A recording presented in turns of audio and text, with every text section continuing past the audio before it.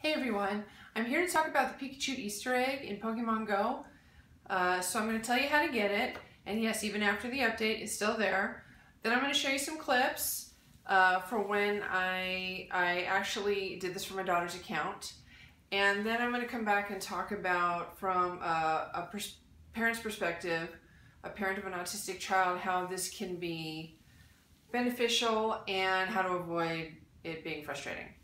So first things first, the Pikachu Easter egg. So when you first open up the app, your avatar is there and you have 3 Pokemon surrounding your avatar, and it basically wants you to choose one as your first conquest, but you don't want to do that.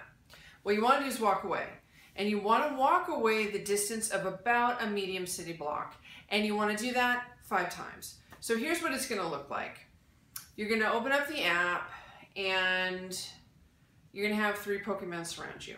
And you're going to walk away far enough to where they are off screen. So it's just you walking on the map. And you'll know that you walked far enough because eventually what will happen is those original 3 will pop up again and surround you like, hey, choose one of us, and you have to be thanks but no thanks, and walk away again. So when you originally walk away from them and they pop back up around you, that's 1. So then you got to go back the other way, they'll be off screen, and then eventually they'll pop up and surround you again, that's 2. So then you go back and forth a few more times. Then on the 5th time, when they pop up to surround you, Pikachu will be with them.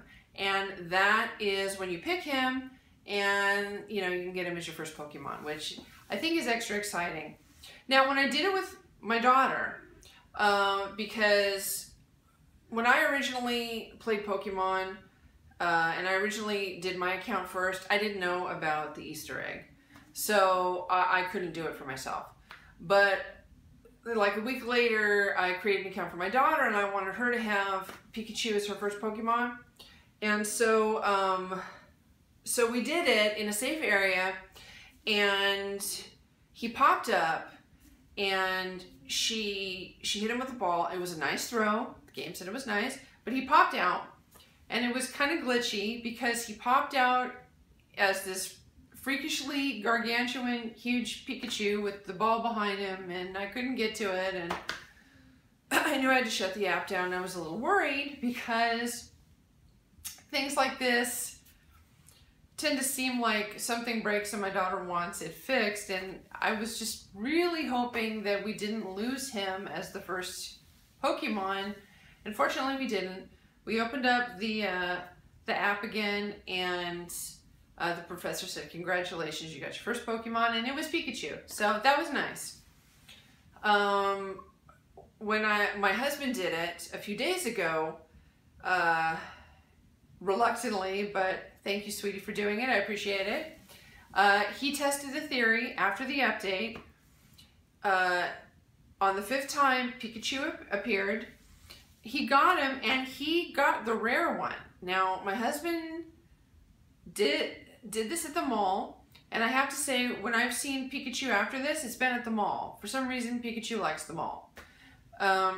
So when he did the Easter egg, he did it at the mall, and he got the really rare one. So I don't know if it was just coincidence or if it's an extension of the Easter egg, but if I had my choice, I would do this at a mall and see what you get. And if you do, leave me a comment below. I would like to know what happened. So, so now I'm going to run the clips that we did, and then I'm going to come back and give you a parent's perspective. All right, thank you so much. Okay, so this is the 4th time they've popped up and chased us, and still no Pikachu. So we're going to keep trying a few more times to see if we can get Pikachu as our first Pokemon, because you have to pick a Pokemon before you do anything else. The game won't let you do anything else but pick a Pokemon for the first move. Okay, so it's true. Okay, so it's true. On the 5th time, Pikachu appeared. You had to do it 5 times, and there he is. All right, we're gonna make him our first Pokemon. Okay, so unfortunately, the Pikachu popped out of the ball. He didn't stay in, even though it was a nice throw. and it's kind of gone weird. Like, he's huge in the screen and I can't reduce him. The ball won't show up. I don't know what's gonna happen. We'll see what happens. Okay, so we had to exit out because it was kind of busted.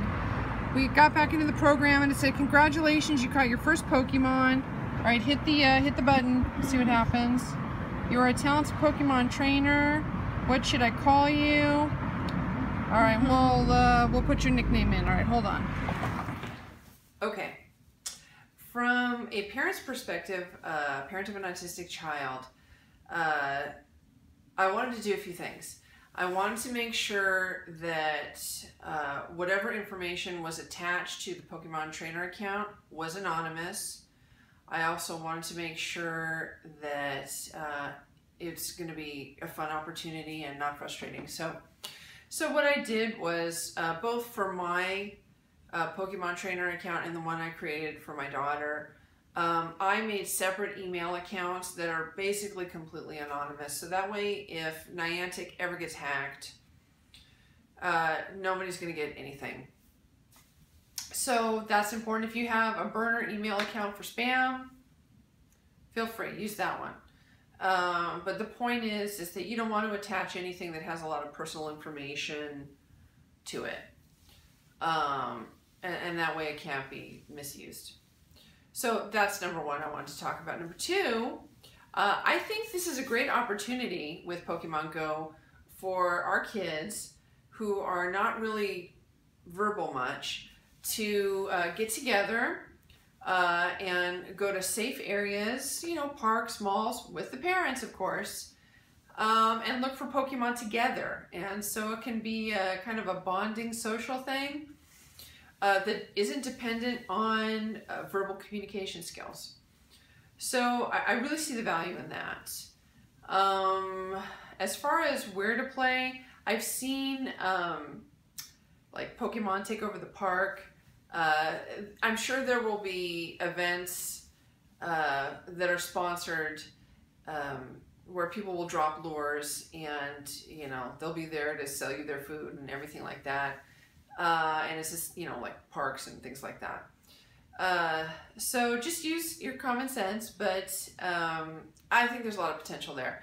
I've had really good fortune at malls.